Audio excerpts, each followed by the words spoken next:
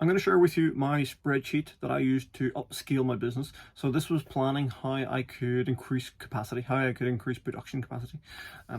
So I started out hand making biscuits. So I would put flour and sugar and butter in my Kenwood mixer, switch it on for a few minutes, take it out, hand roll it with a rolling pin, cookie cut it, put it on a tray in the oven, wait for that to happen, bring it out, let it cool, put it in a bag, put it in a box, stick a label on it, and it would take far too long to do any real volume production. So that's the normal way for making cookies, and especially if you're going for iced cookies. Mine were hand dipped. My alcohol iced cookies were hand dipped, so you would take them and make up a bowl of icing again in the Kenwood, and then just dip the biscuits one at a time. So if you're piping them and if you're making creative biscuits that are beautiful, it takes a lot longer. It's a very bespoke, nice product, but you're limited by how many you can turn out, so that limits your profit. So if you want to work out how to increase your profits through production capacity, then that's one option. So I wanted to make retail cookies. I wanted to make retail biscuits that were in large volume, but you've got to, people tell me you've got to jump to massive volume. There's no profit in mid-range, and that's not true. There is a way to do it. So I'm going to show you how I did in my production upscaling spreadsheet. So I'll share the spreadsheet with you in the comments. You can link to it. It'll be on Google Drive. So I started out with a list of everything I do to make the cookies. So I mix the ingredients, I store the dough in the fridge, I roll it out, I cut it, I bake it, ice it, bag it, and so on. But then I made a list of what I do with it, or how I do it. So I have my Kenwood, just a stand mixer, sits on the counter, standard home mixer, basically for baking. It's a normal mixer. Rolling pin, just got to roll it out by hand. You can get really wide ones, you get snazzy professional pastry ones, but ultimately you still have to roll this thing out and get it to the same thickness every time. What I ended up doing was, I was cookie cutting initially. I wanted hexagonal cookies from the beginning, but you had to cut them by hand. You got to press them, you got to take out the spare dough, you got to rework that, roll it out, start over again. There's a bit of wastage with it. It's very time consuming. So for retail to start with, I started with larger volume by using a pizza wheel cutter and a steel ruler. And I would put the ruler on and run this pizza wheel cutter along the edge of the ruler, and I could measure it exactly every time. So I had exactly the same size biscuits, but it was done with a pizza cutter. But it meant I had rectangular biscuits, which was fine. People still liked the biscuits. They were slightly novel, but it's not what I wanted. They weren't the hexagonal shape that I really wanted, but I could turn out loads of them, hundreds of them. I have a domestic oven. I was hand dipping the biscuits into the icing, and then I would use a fan to cool them if it was warm. So you can't just open the door because then the bugs come in. So there's food restrictions on just throwing open the back door to let the heat out of the kitchen. Hand box them. You got to put them in a bag, put them in a box. Inkjet printer for labels, and then you got to sellotape them on, and then same thing for the postage label. You got to sellotape that on and go to the post office. So they were all delays, and there was a cost for that machine. So now all these things I already had in the house, like a ruler, pizza cutter, standard oven. But to upscale them, I had my list of delays, what the issue was. So I've broken these into, they're not exact, but it's basically the scale of production. So if you want to double up what you have at home, you want to put a second oven in, you want to put in a second mixer.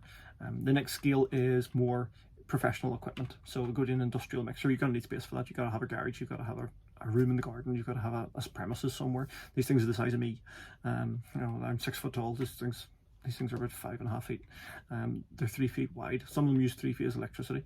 So they weigh about 200-300 kilos. These things are massive. You get 20 and 40 quart mixers. You can get tabletop size ones, but unless you're going to dedicate a portion of your kitchen to having this massive mixer sitting on the kitchen table forever for the kids to sit around and eat around, you're basically going to a larger production machine.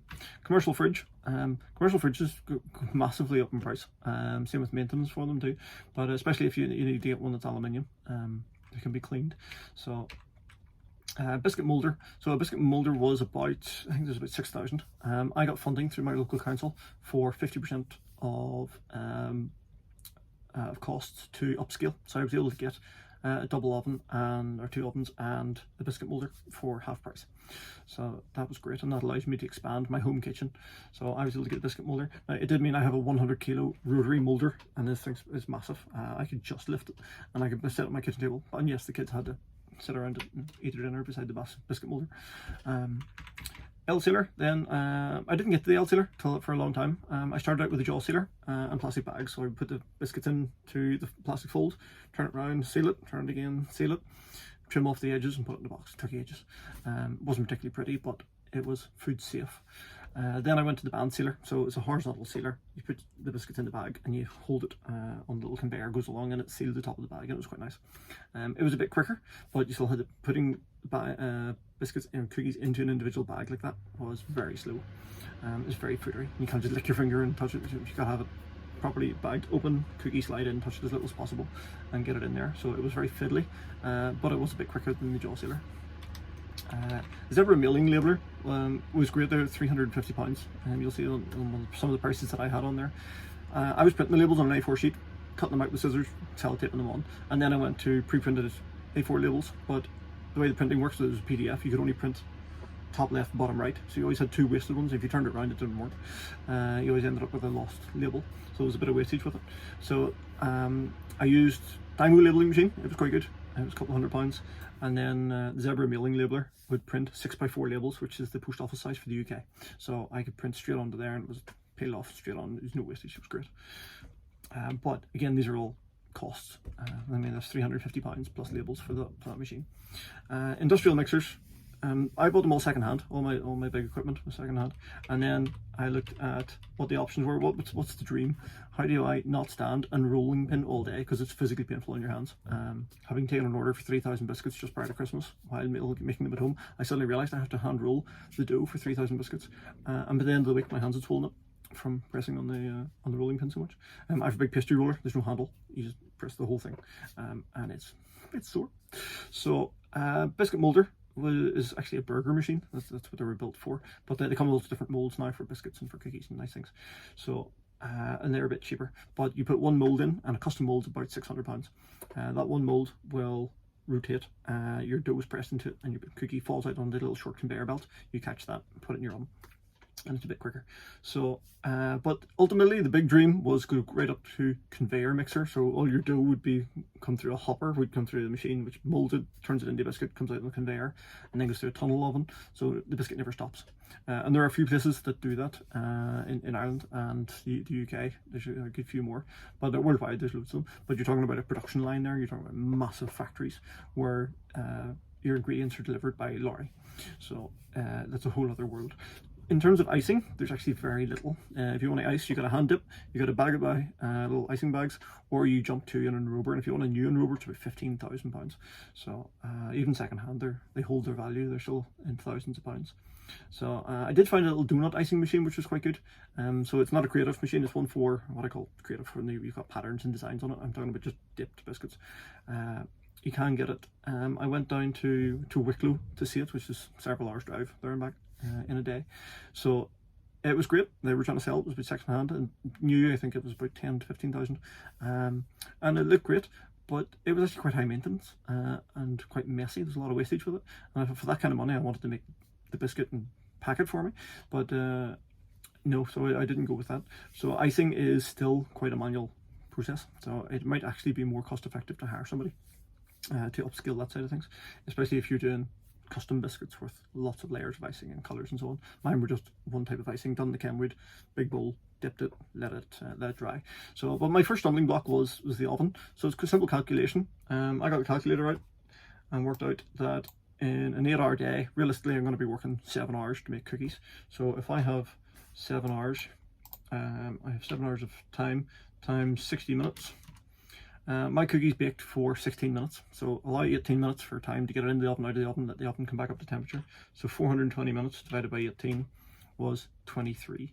So I have 23 batches a day working flat out. So 23 batches times the number of cookies I could put in the oven. So at full size, I had cookies at 9 cookies per tray and 3 trays. So it's 23 times 27. So I could turn out max capacity 621 cookies a day, working 7 hours. That's a lot of cookies to sit around your kitchen and cool, so you have to have space for those, especially if you're going to ice them.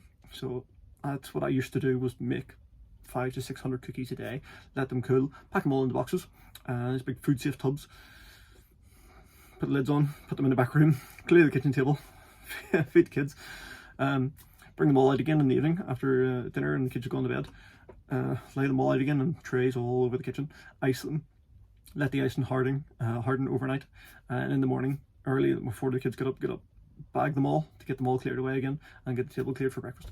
So it was torture, but that was the way it was done.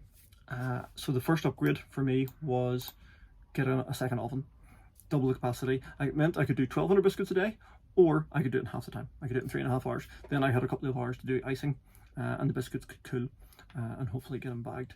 So yeah, it was great. I got a system where I would actually work Monday, Tuesday, I would just bake biscuits. So I would have 1,200 biscuits sitting on Wednesday, and then Wednesday, Thursday, I would just ice and bag. And then Friday was delivery day.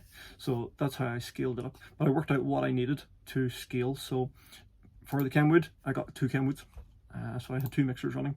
Didn't need a larger fridge. I just had less room in the fridge for everybody else's food.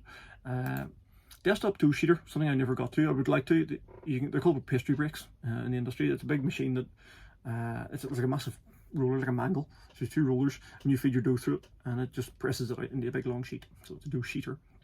But it's a big conveyor either side that pushes the dough back and forward. You can get tabletop size ones for pizzas. So you put your ball of dough into it, and it rolls it out into a rectangle, or squashes it out into a rectangle. So they would have been quite good. But I got to the biscuit molder. So there's a hopper on top. You take your dough out of your mixer, drop it in the top, and the mold goes round and presses out your dough onto the little conveyor belt. So it meant I could skip the dough sheeter stage, which was great. So there's no more hand cutting, and I could turn out loads of dough. But at the same time, I could turn out thousands of biscuits, or as many as my mixer could. It was the rolling and cutting was no longer a delay. The delay was now the mixer. So I had a bowl this size. So I could only turn out so many hundreds of biscuits per day. Put them all in one go into the dough hopper, and have loads of biscuits come out. But then I'm still limited by how many I could put in the oven. So then I got the second oven. So I had 2 ovens running. So that doubled my capacity to 1,200 biscuits a day. You also have to bear in mind that technically you can do 1,200 biscuits a day, but it's exhausting. So you have to bear in mind that you can't set a production plan where you're going to go out and sell the equivalent of 1,200 biscuits a day, because somebody comes back and orders 10,000 biscuits. You then have to stand in your kitchen for 10,000 biscuits. And anything happens to delay that, and the whole thing is out of whack. So you have to give people quite a long lead time, and not work to full capacity. You've got to work to partial capacity, as long as you are able. Same issue if one of your machines goes down, and the more expensive these machines, the more complicated they get. One machine goes down and you're reliant on it, you're now sitting with thousands of biscuits that can't go any further. And I had it with my flow wrapper. When I had a flow wrapper which could bag 800 biscuits an hour, which was brilliant, but I could then spend 6 hours making biscuits, and I could have 3,000 biscuits sitting. If that machine didn't bag them, I had 3,000 biscuits sitting in the air, drying out. And going crumbly, so it was not good. So you have to be aware that whatever you upskill to, you have to then have a maintenance contract in place. You've got to have people available to come and fix that. So it's easier to get bakers than it is to get engineers for bakery equipment. So if you're thinking of a career in bakery, actually go for a bakery engineer. You make far more money and you're in much more demand than bakers. So, but you're on call 24 hours a day, because I know I tortured mine. So yeah, that's my spreadsheet. I'll put a link to it in the comments below. Have a browse through there. There's some ideas for upskilling, band sealer, L sealer, flow wrapper. Have a look around, have a look for prices. I bought all my kits secondhand. The small stuff like a band sealer I would have bought on Amazon. It was 100 quid. But big machinery, it's got the same issues. You can buy a brand new machine for 10 grand and you're still going to need somebody to fix it in a week's time. There's just bedding in problems, there's installation issues, there's whatever. But you've got to have the capacity there to do it. Saving up until your last penny to get 10 grand for a machine, buying that machine, great, but that machine uses a shed load more electricity. You're going to need an engineer at some point. You're going to need more supplies for it. So you've got to have that capacity within your cash flow to manage that kind of scale. But yeah, play with the spreadsheet and put in your own equipment. What is the delay at the minute? Is it due? Every time it's due, that's the point where you look at what to automate. If it's just a cost issue, then you've just got to work out how many biscuits you need to sell to reach that next stage, to get that upscale. And there are other ways to scale up a business. You don't have to keep buying more equipment and more space and more stuff. There are other ways, but to get started and to get out of your home kitchen into your premises and doing a decent level of production, this is what I used. And I moved from my home kitchen of 2 ovens, 2 mixers and a biscuit molder to 1 industrial mixer, 1 commercial fridge, the biscuit molder, a very large commercial oven, an L sealer and flow wrapper, and a labelling machine. So I still had to box them by hand. I still had to fold the boxes and put the biscuits in, but it got me from out of my kitchen into retail.